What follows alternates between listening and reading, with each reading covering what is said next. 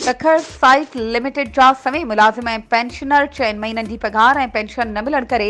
मुआशी बदहाली जो शिकार मुलाज़मनि पारां ॼाणायल अमल ख़िलाफ़ रिटायर्ड ऐं हाज़िर सर्विस मुलाज़मनि मानियूं ॻिची में वधी मासूम ॿारनि सां गॾु Sindh industrial trading estate limited Sukkur जे इंजीनियर ऑफिस ॿाहिरां एहतजाज कंदे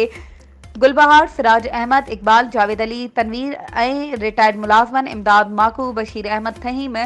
हाकिम लखण बेवा माई रज़िया ख़ातून ऐं ॿियनि जो चवणु हो त साइट सखर जे 150 खां वधीक हाज़िर सर्विस मुलाज़मनि समेत रिटायर थी वियल 40 मुलाज़मनि खे 6 महीननि खां पघार ऐं पेंशन नाहे ॾिनी वई।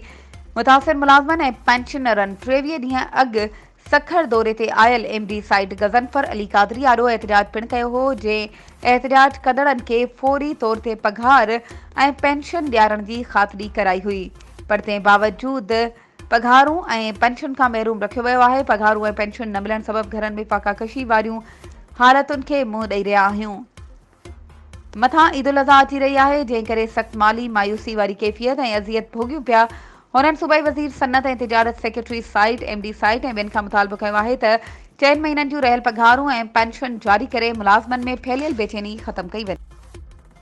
वधीक ख़बरुनि ऐं अपडेट्स जे लाइ असांजे चैनल खे सब्सक्राइब कयो ऐं हा बेल आइकन खे प्रेस करणु न विसारिजो त जीअं असांजी हर नई अचण वारी वीडियो तव्हां ताईं पहुचे।